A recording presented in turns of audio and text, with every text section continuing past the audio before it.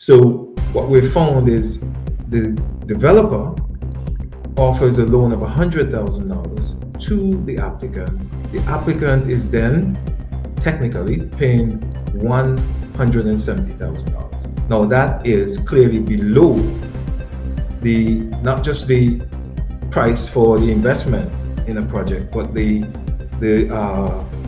agreed price floor that we all set in the Caribbean of $200,000. And so we said to them when we discovered that you cannot, as the developer, be lending individuals money to invest in your development. If you have that money, then by all means invest it in the development so that the development progresses faster, rather than lending it to individuals who are expected to invest the 270,000 plus the 50,000 to go.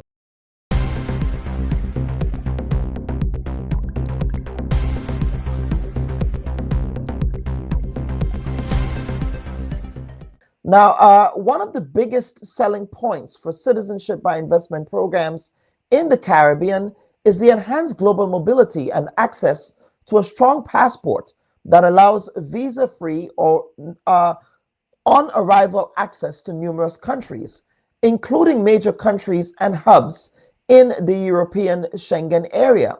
Now, in the first quarter of 2025, these programs have been facing scrutiny and potential threats due to concerns about their misuse, or alleged misuse, that is, for money laundering, tax evasion, and other financial crimes. Despite countries like Grenada having due diligence processes in place to vet all applicants. Now, in the United States, the Trump regime announced a new investment-based visa program called the Trump Gold Card, signaling a significant shift in American immigration policy. Now, this proposed visa would offer wealthy foreign investors a direct path to U.S. permanent residency in exchange for a $5 million investment. Now, while details remain sparse, the initiative is positioned as a means to attract high net worth individuals to boost the U.S. economy and address the national debt in that country. And over in Europe, the European Parliament's Committee on Civil Liberties, Justice and Home Affairs has voted to approve amendments to EU visa regulations that would explicitly target countries offering citizenship by investment programs that may potentially endanger visa-free access to Europe for numerous countries, including Grenada, Antigua and Barbuda, Dominica, St. Kitts and Nevis, and St. Lucia. Now, these headwinds are bookended by the close to $280 million revenue windfall from the CBI program in 2025 in Grenada. So what will the current and future state of the CBI industry look like in the context of Grenada? Now, here to make sense of these issues is Mr. Thomas Anthony. He's the CEO of Grenada's Investment Migration Agency. Mr. Anthony, welcome to this week's edition of the Bob Report, sir. It's your first time on the program. Usually Mr. Richard Duncan is here, but you're here this week, so we're happy to have you. Well, thank you, Dr. Bob, to you and your audience. Thank you for having me. Thank you for giving me this opportunity to inject some factual information into the national discourse. Yes, absolutely. Now, of course, I sort of opened this volley with the current state of investment migration, is what you call it now. But the current state of the CBI programs and things like that, given the two contexts, what is happening in Europe, what they're doing over there, versus what our neighbors to the north are doing there. Well, they're doing a lot these days. But let us talk about what the Investment Migration Agency in Grenada has been thinking in respect of all of these major geopolitical developments that seem to be targeting the program. So our neighbors to the north, the Americans, it's been not a very, should I say, level playing field, in that we've been having communication with technicians in the U.S. Treasury Department for more than 2 years. and we've come to some understanding. And one of the examples of coming to that understanding is the six principles that were set out. And we have all of the Caribbean countries with CBI programs, we've all set out to implement the six principles in our laws and in our rules. The only item that's outstanding is being able to physically retrieve a cancelled passport. And that is difficult for any nation, small or large. And here comes the Trump administration uh, announcing its intent, and or rather, announcing that they will be putting in place this $5 million gold card to allow individuals access to the US. And so we haven't had any discussions with our US technicians subsequently. So I'm not clear on how that will impact the six principles that we've signed on to. And we look to our neighbors, our distant neighbors, the Europeans, the Schengen area in particular. And this particular issue related to adding CBI as a means, as a reason for determining whether or not a country should have visa-free access is not new. It's been at least a year in the making. First, the European Commission announced it last year, perhaps even back in 23, announced that they would have been recommending to Parliament, to the European Parliament, that this be one of the reasons for determining whether or not the country should continue with visa-free access. And we saw what happened with Vanuatu, right? Vanuatu lost its access to the Schengen area for that particular reason. I say that to say that we've been working with the technicians in the Schengen area over more than 2 years now, responding to questions, having the opportunity to have face-to-face discussions. And I'm comfortable that they are perhaps not, well, their concerns are mitigated by the robust nature of our due diligence process. And we continue to dialogue with them. Yes, sir. Mr. Anthony, you say that the concerns are mitigated, but that does not mean that they will still proceed with this sort of punitive measure that they're engaging with. So while they're telling you that we need you to satisfy these specific variables, here they are still going ahead with threats of well, not threats, but because it's now going to go to the European Parliament. It's now from a subcommittee stage to the European Parliament. So this is sort of a mixed messaging on their part, is it not? It is. And I have some concerns, but I think the way I think about it is having it as a reason, one of the reasons to end the visa waiver, does not necessarily means that it will get to that stage. In that, if we are in dialogue, if you have shared your concerns, your national security concerns, and the other concerns you have shared, and we have addressed those in things like the regional regulator, then there ought not be that level of risk that will cause the European Union to end the visa waiver if we're doing some of the things that they have, or all of the things that they have identified that they have concerns about. That's the way I look at it. Right now, that as I said in the intro, that is one of the big selling points of the CBI program. It's just, visa-free access by high net worth individuals to places like Europe where they can do business without the need for extra scrutiny with, of course, the United States and Canada and other places. Now, how do you think this is going to impact the program in respect of its attractiveness and long-term viability, given that the US is attempting to tighten screws, as well as Europe is attempting to tighten screws? Yeah, so the programs have, St. Kitts is a good example of the fact that the program has been around for more than 3 decades, right? Even before we got Schengen uh, access to Europe.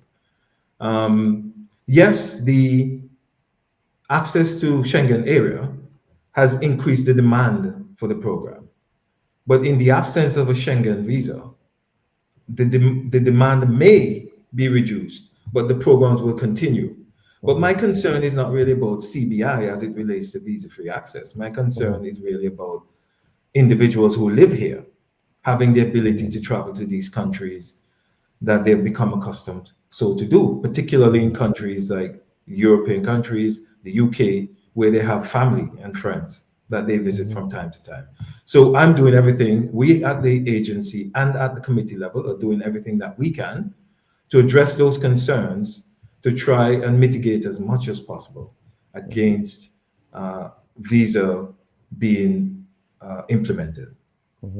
And what are those things that you're doing? Okay, so as I mentioned, the regional regulator is one of the big things that the Europeans have mentioned that they must see come to fruition. And you would have seen that the Interim Regulatory Commission, along with the central bank, has been in St. Kitts, in Dominica, more recently in Grenada, and last week in St. Lucia. And this week, I believe, or next week, there will be in Antigua.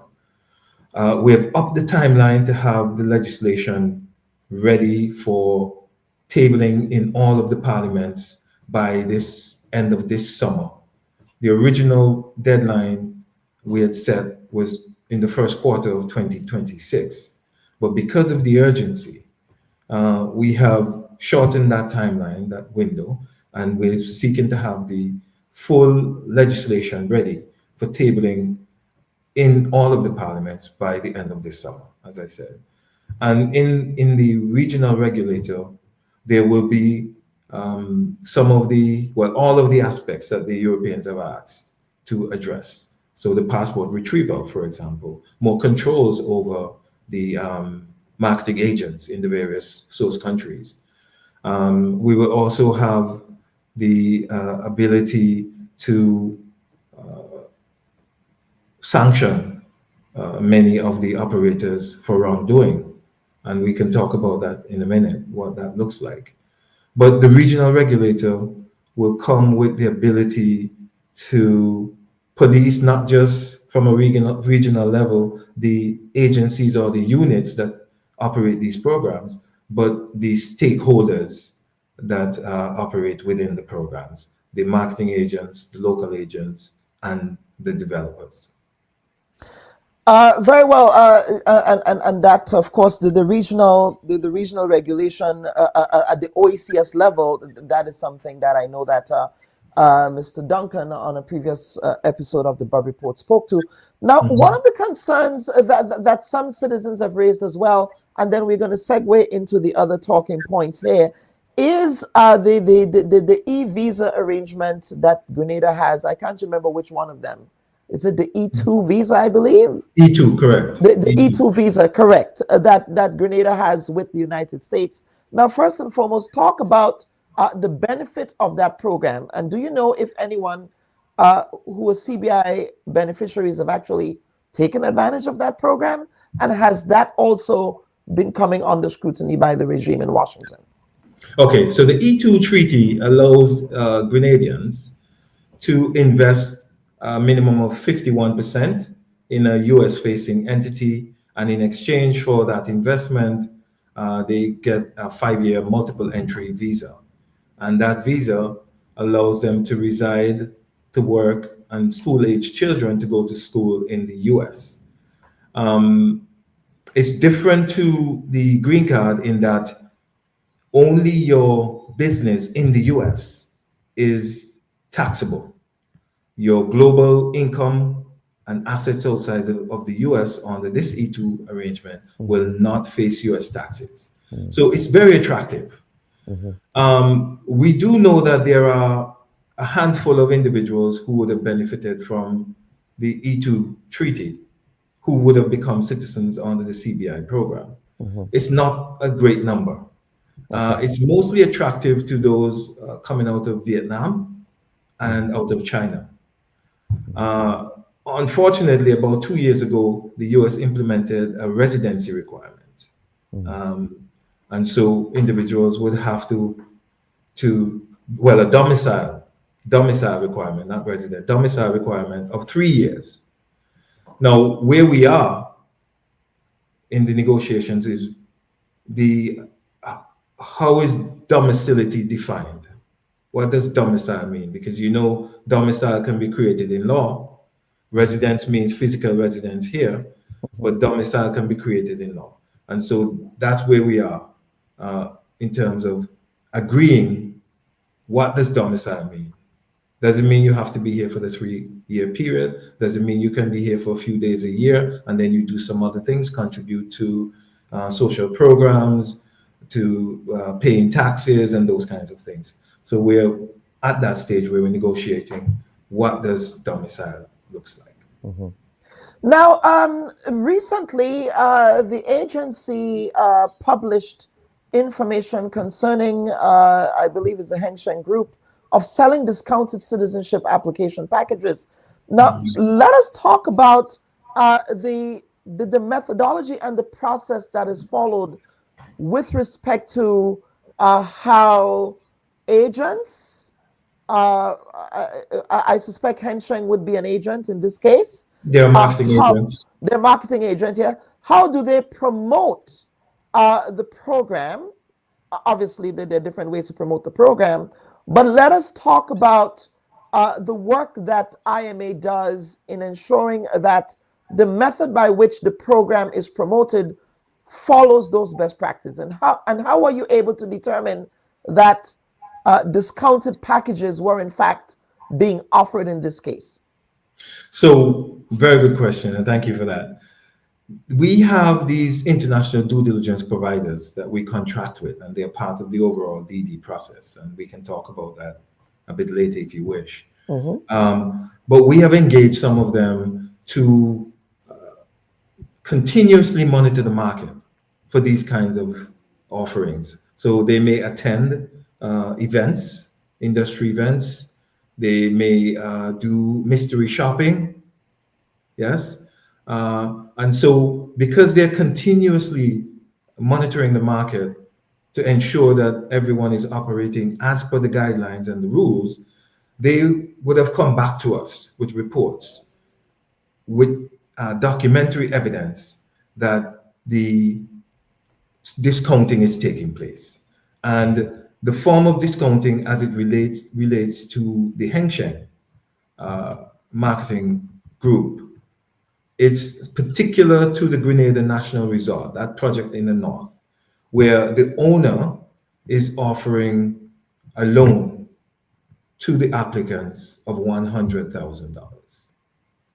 And so effectively, the applicants will then only pay $170,000 because for the project, those who choose the investment option of projects, it's $270,000 to the developer and $50,000 to government. So what we found is the developer offers a loan of $100,000 to the applicant. The applicant is then technically paying $170,000. Now that is clearly below not just the price for the investment in a project, but the agreed price floor that we all set in the Caribbean of $200,000. So it's a violation of the investment amount and it's a violation of the minimum price floor. And so we said to them when we discovered that you cannot, as the developer, be lending individuals money to invest in your development. If you have that money, then by all means invest it in the development so that the development progresses faster, rather than lending it to individuals who are expected to invest the $270,000 plus the $50,000 to government. So it's the Schengen. What I hear you saying here is that they are an investor, but they're also a marketing agent. Okay, so Are they serving dual functions here? Because they're the ones who are doing the work up at Livera. So yes. So they please have explain. two entities. They have the Grenada National Resort Project. So that's an approved project, approved in the sense of they're able to go out, find investors to invest Mhm, in the project, to build the project, to build out the mhm. project. And then they have a marketing arm to help them to market that project to potential investors. So Heng Sheng is the marketing arm, and the Grenada National Resort is the development. I see. Now let us talk about the local agents, and this question just came to me. The local agents who work with Heng Sheng, how were they involved in all of this?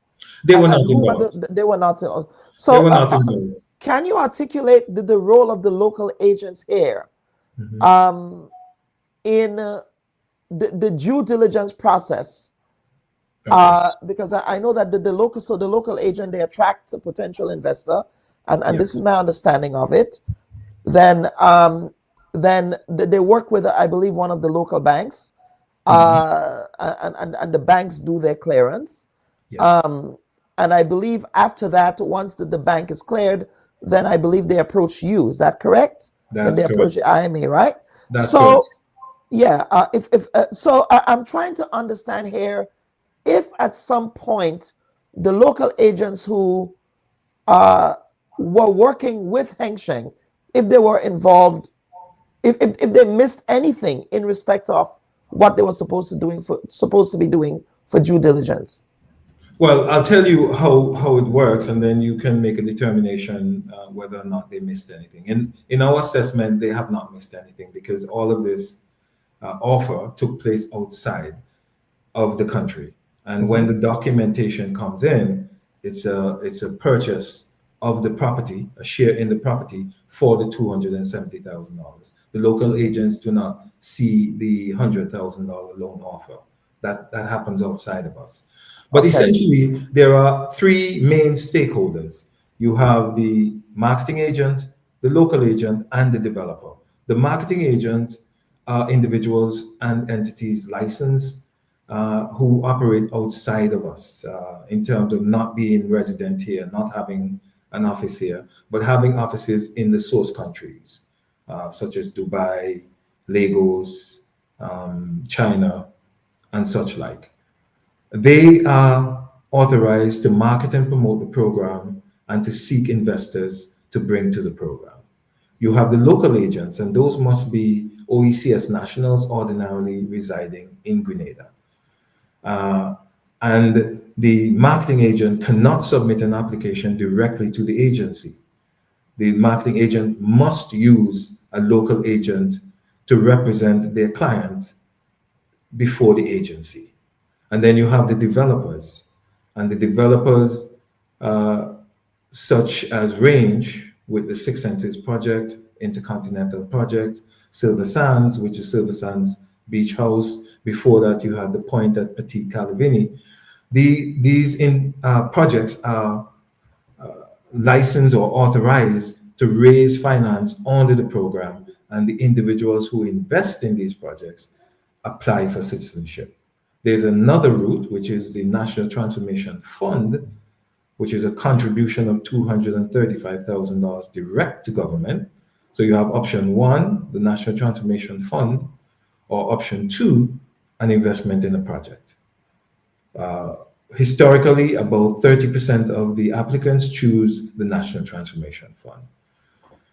So the marketing agents assist the applicant in putting their application together. They would do their own KYC to determine whether they're on board that applicant. They will then have to come to a local agent to ask that local agent whether or not they will onboard the client, and the local agent will also do their own KYC to determine whether they will onboard. Once they determine they will onboard that client, they then have to submit a bundle of documents to the bank, including source of funds, source of wealth, and such like.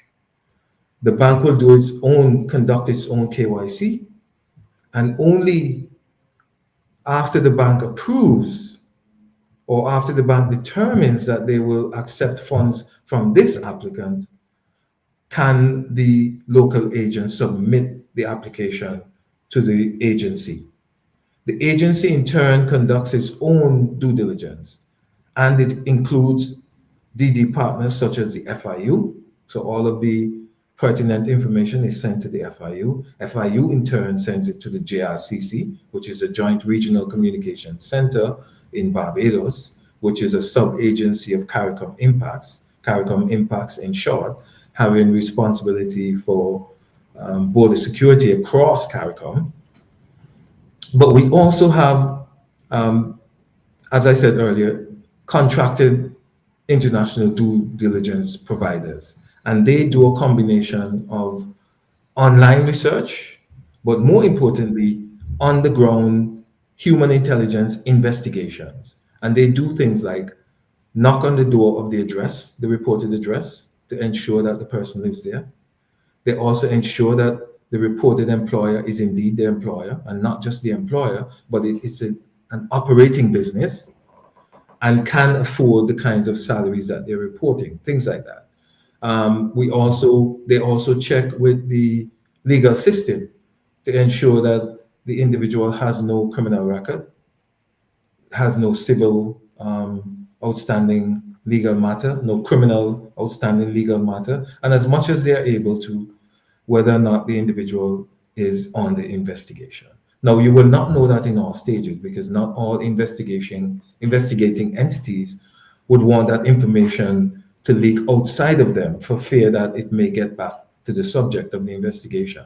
But there are cases where you can.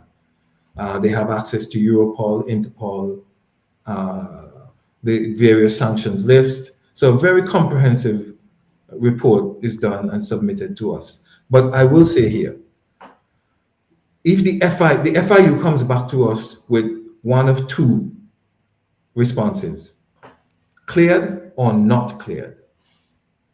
In all instances where the applicant is not cleared, it's an automatic denial, notwithstanding what the IDD provider would have come back with. Even if they come back with a low risk report, the fact that FIU says not cleared means the applicant is automatically denied. Okay.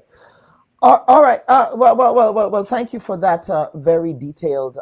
But let us finally talk about sanctions. So, has there been any case where any of the local agents here were found to be in a foul of their processes, their marketing? Has there been any, for example, dubious marketing schemes that you've been able to uncover? Not local agents, but marketing agents, and we've removed them. So we have a peculiar process of listing agents. So well, I should say general agents. Please explain the process for us. Yes. So we license the marketing agents, but the legislation allows marketing agents to then license what they call sub-agents. Now we have moved to a stage where we demand that they register those sub-agents. It did not happen before, that they register those sub-agents with us. And what we found is some of the sub-agents have been guilty of violating our rules in terms of the language that they use in the marketplace, the claims that are made. And so some have been sanctioned. We've demanded that the marketing agent under which they're listed remove them as a sub-agent. So yes, we have taken action on some. But they are sub-agents. Why is it that the marketing agents are not doing the work who they have subcontracted to ensure that they're doing what they're supposed to be doing? And how are you not sanctioning the actual agents? Because the marketing agents should know what their sub-agents are doing at all times.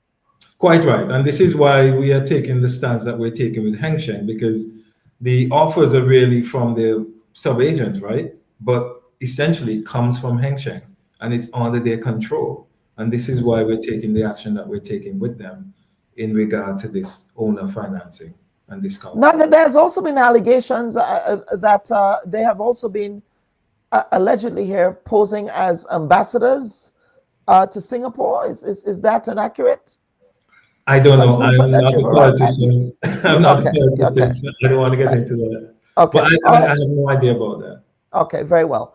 Now let us talk about the deliverer construction that's happening there. Of course, that project, that CBI project, in many respects, it's the poster child for something that is really grotesque. Really, quite frankly, many Grenadians do not like it. The fact that it's being constructed on a site that is supposed to be earmarked for environmental protection.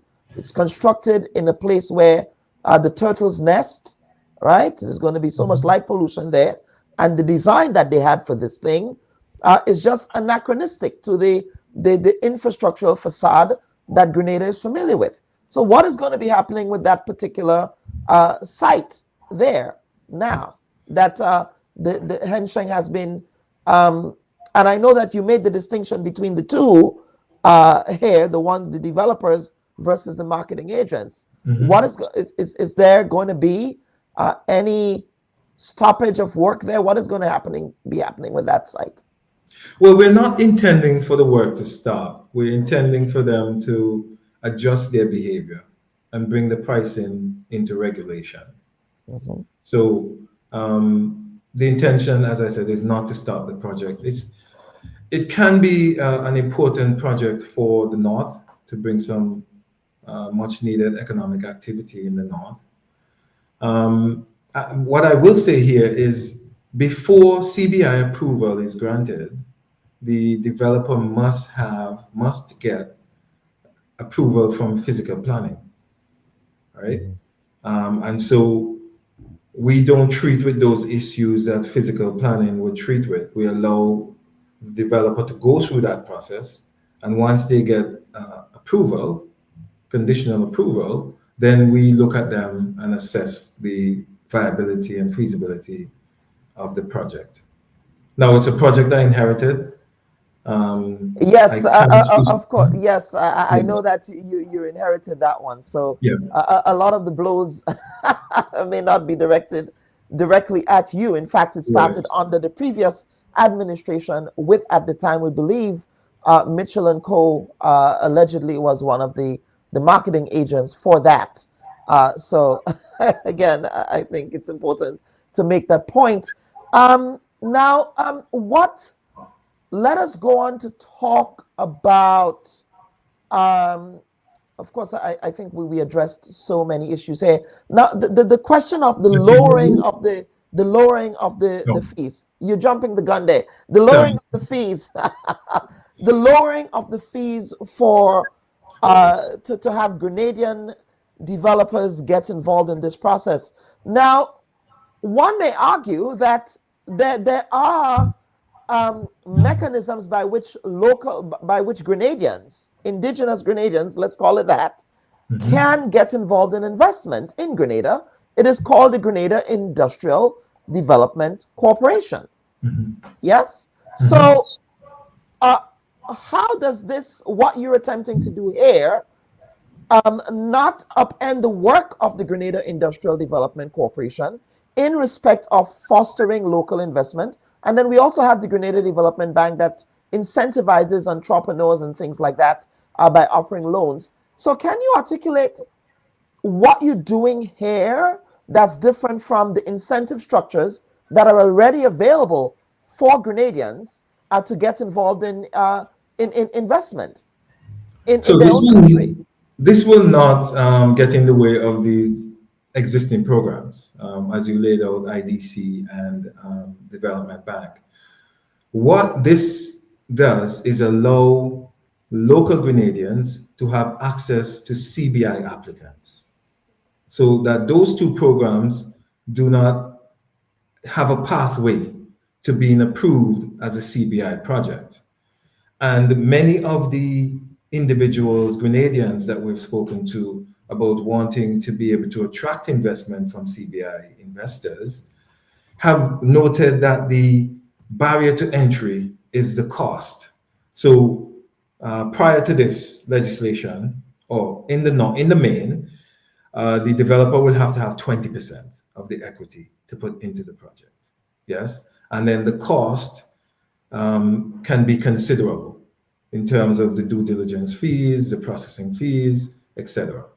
So, in an effort to allow Grenadians to have access to CBI investors at a reduced cost, government decided to make this amendment to the legislation to carve out a space for indigenous Grenadians. So the cost will be about 30% of what is the cost to other developers who would come to us for an approved project. So it doesn't replace GIDC and the bank. As a matter of fact, we'll be working in tandem with GIDC to help them to put their proposals together and help walk them through the process of having a good project proposal that can be presented to potential investors. Very well, very well. So thank you for clearing that up. And a slight correction on my part, and I acknowledge when I said the Grenada Industrial Development Corporation. Again, I'm analog here. Apparently, the name was changed to the Grenada Investment Development Corporation. So I stand corrected. Thank you there to Mr. Grimes for that correction. And I'm not, I don't have all of that pride to acknowledge when I'm wrong, but right. So let us go on. We will get to some viewer questions. Now, and before we get to the Achimugwu issue, let us talk about the prospects, the revenue earning prospects for your agency in 2025, given the context and background of everything that we just articulated. Okay, so I'll go back a little bit. In 2023, we had a fantastic year because of the Russian applications, right? Yes. Grenada being the only country for a period of time accepting Russians. And so we had about 2,000 applications registered, which we went through in 23 and in 24. So in 23, I believe we had direct revenue to government of about 400 million, more than 400, about 453 million. And in 2024, we exceeded 500 million. That's not going to be the case in 2025 because our application number dropped significantly in the absence of accepting Russian applications. So I believe we got about 420 applications as opposed to 2397 in 2023, right? So you see that difference there. So this year, I believe our revenue is going to be closer to 200 million rather than 400 million because we have some spillover from the 2024 applications, which will spill over into this year. And this year, we're targeting about another 400 to 500 applications. So we're looking at revenue of about 200 million EC dollars direct to government. That does not include the investment in the projects, right? Which create jobs at construction phase and jobs at the operational phase, and then the spillover into the economy of that money being spent in the economy. And what are some of your strategies for targeting other diverse areas of the world outside of Europe and I suppose North America? And have you been seeing, of course, and this is an interesting bit of anecdote that I've been following myself, that many Americans, given everything that's happening in the United States, are running for the hills. Are they running for the hills in Granite Tang as well, sir? Well, we have seen an uptick. We've seen an uptick in applications out of the US, and 3 of our biggest marketing agents have tripled their footprint in the US over the last year because they've seen that uptick, right?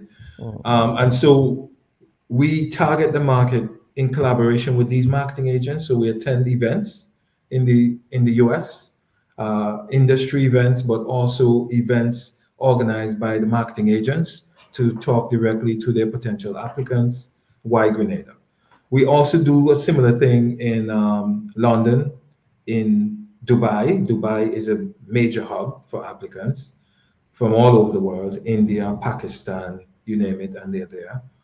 And we also attend marketing agent organized events in Lagos, in Abuja, uh, and in other parts of the world. This year, we're going to do a West Africa tour to try and increase the numbers coming out of those countries. But we have a program, a marketing program that's approved year prior to implement in this year. And it includes going to industry events, again, attending marketing agent organized events, but also attending non-industry events, but investment related events to try and target some of those high net worth individuals. And the last time Mr. Duncan was on the Bub Report, he spoke about attracting. I still have qualms with respect to how this methodology is Sure. determined by determining the Forbes list of high net worth individuals by attracting, by sort of having a fast track investment. Okay, you're talking about the citizenship by invitation. By invitation, correct? Yes, correct. Yes. So that still does not make sense to me, sir. You're just going to look at Forbes and say, I will target, invite X or person Y to come to Grenada. I'm sure Grenadians don't want Elon Musk to becoming a citizen of their country. Well, I'll put it this way, Dr. Bob. The beginning point, the starting point, is the Forbes list. And one must have more than $30 million in net worth, yeah, to be considered. An invitation is sent out to the individuals. If they respond in the affirmative, they then have to go through a marketing agent. In this case, it's Art and Capital. And Art and Capital would take them through that process I laid out earlier. So they'll do their KYC and decide whether they'll onboard them. They'll look for a local agent to partner with. That local agent will do their KYC. The bank will do their KYC. And once it gets to us, we will still do the due diligence, go through the same due diligence process as we would for every other applicant. The only difference with the citizenship by invitation, two things. One, their applications will be prioritized. So if A and B comes in and A and B is one of the invitation applications, it gets above B in terms of processing. And the second thing is an annual audience with the Prime Minister in Grenada in a 2-day conference. But the due diligence process is the same. Okay. It is the same. Okay. All right. So they're following the same thing. Yes. Okay. And finally, and then we'll get to some viewer comments because we have to get to the next segment.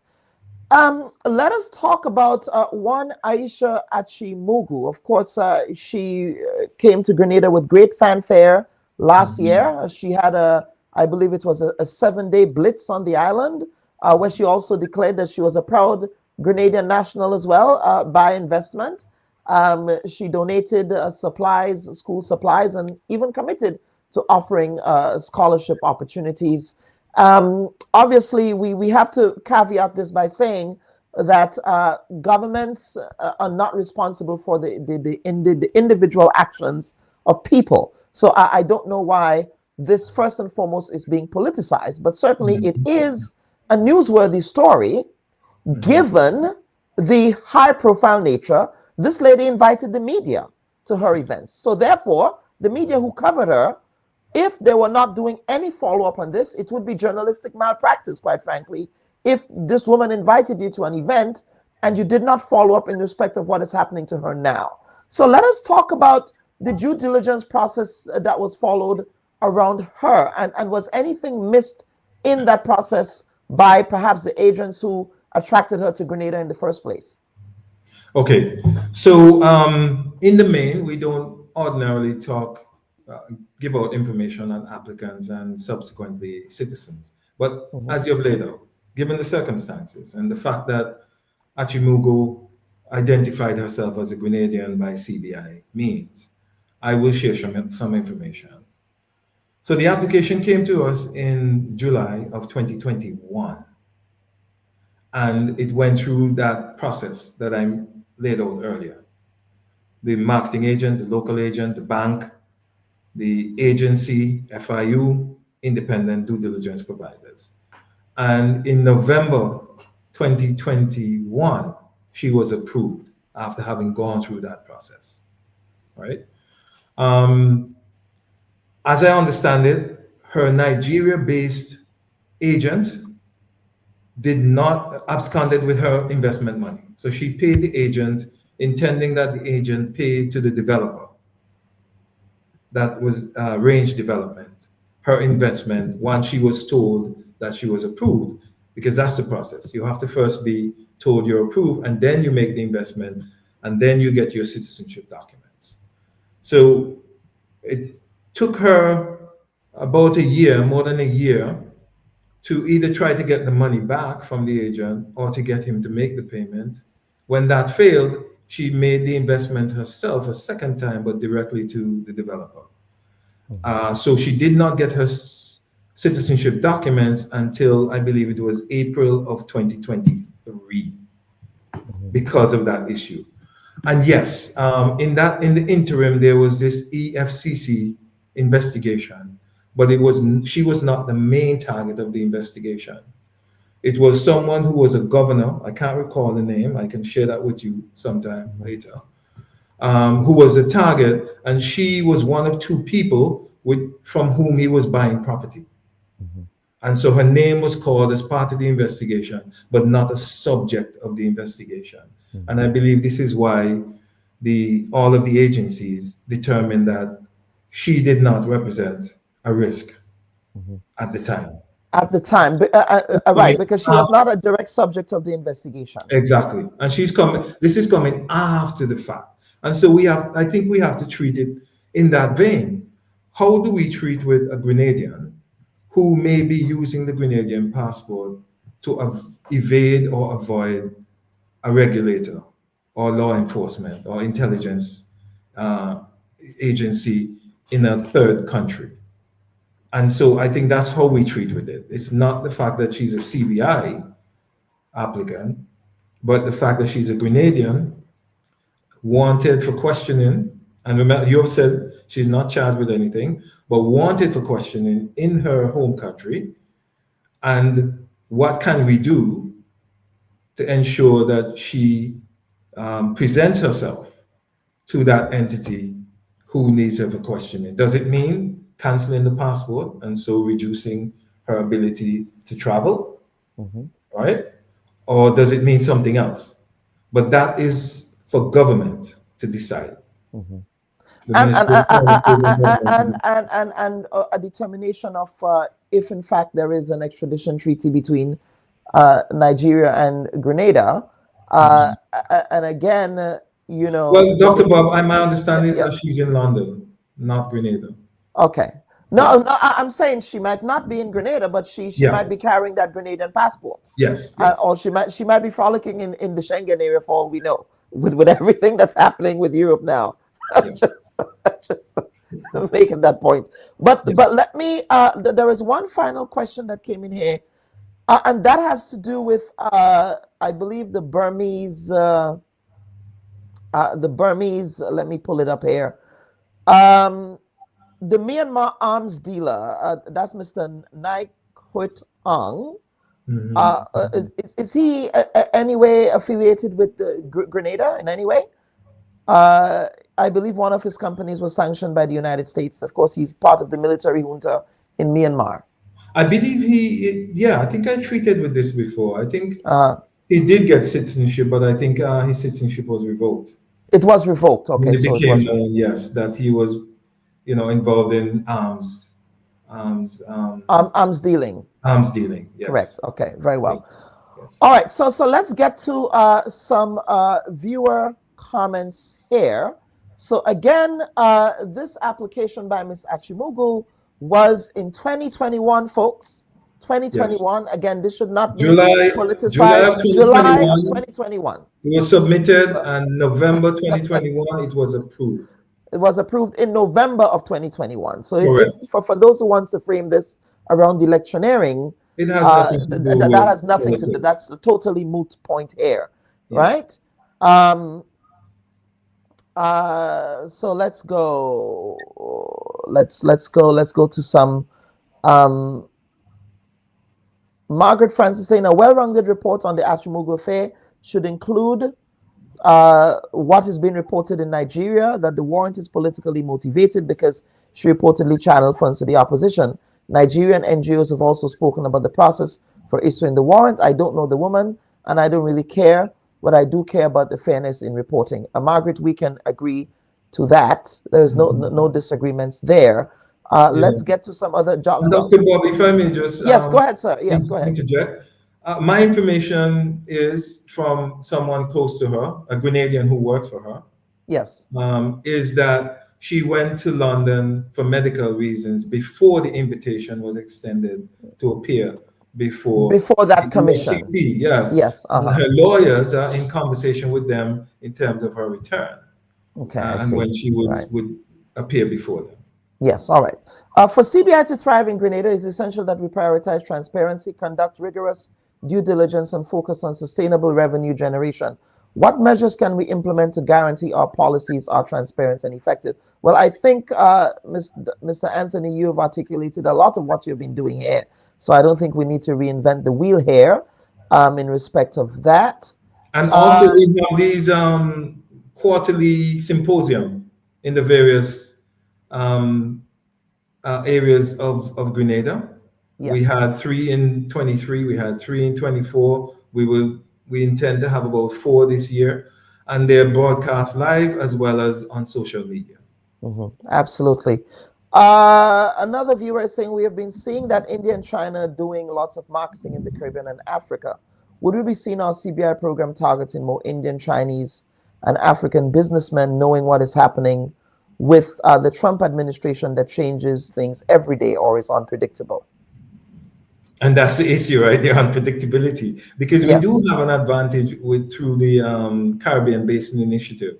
And as we go to these various events, we talk about this Caribbean Basin Initiative, but we don't know if it will survive, the next day or the next, because of how schizophrenic very schizophrenic, very mad king, for those of you Game of Thrones fans. We have another viewer comment. My question is that since the gold card was introduced by the US president, I'm hearing that the e-visa will be no more. Question, how would that affect countries that depends on the CBI program to the development of their economy and the funding of their budgets? Okay, so it will not affect the E2 visa. I think that's what the writer wanted to say. What they're saying is that it will end the EB5, which is a different program. So the EB5 is America's investor program, which gives individual, I think it's $900,000, and they have to invest in an entity that creates jobs, 10 jobs at a minimum, and they get the green card, which then lead to citizenship eventually. That's the one that they're saying that the gold card will replace, but not the E2 treaty. I see. Margaret Francis again is saying, how comprehensive is that vetting process if we continue to get crooks and shysters? Seems to me like every Monday morning, another crook associated with CBI emerges from the woodwork. I think Margaret is trying to suggest that perhaps your due diligence is not as ironclad, maybe? I would like Margaret to name those crooks that come up, because in the time I've been here, there have only been 2. That is Achimugwu, and it's questioning, right? Remember, she's not charged with anything. And it was the Burmese who was involved in arms dealing. Correct. Those are the only 2 that I'm aware of. So, and we've done thousands of them. Over the decade of the program, we've done thousands of applications. I see. And we have a comment. We have a comment from Brian Francis here. Brian, it's good to have you. Brian, we will be having a full-throated CBI panel at some point in the future. Hopefully, I'll be inviting Mr. Anthony back. Mr. Anthony, I'm not sure if you're familiar with Mr. Brian Samuel. I am quite so. Well, we all need to go have a drink at at Six Sure. Senses I welcome when I that. visit Grenada in May. I But it welcome says it's nonsense that the government only gets 50K while the developer gets 270K. We the people are getting a pittance while foreign so-called investors get rich off our backs. If we must continue selling our patrimony, then the nation should get all the money to improve the lives of all Grenadians. Okay, so my response to that is recall that there are two options from which the applicant can choose. One is a direct contribution to government, which is $235,000. So that goes directly to government coffers. And the second one is the investment in the developer, in the project, where it's 270 to the developer and 50 to the to government. Now, the issue is that the intent is for the project to be constructed. So that money is to be used to develop the project. So we saw successful development in the Point at Petit Calvini. We saw Six Senses.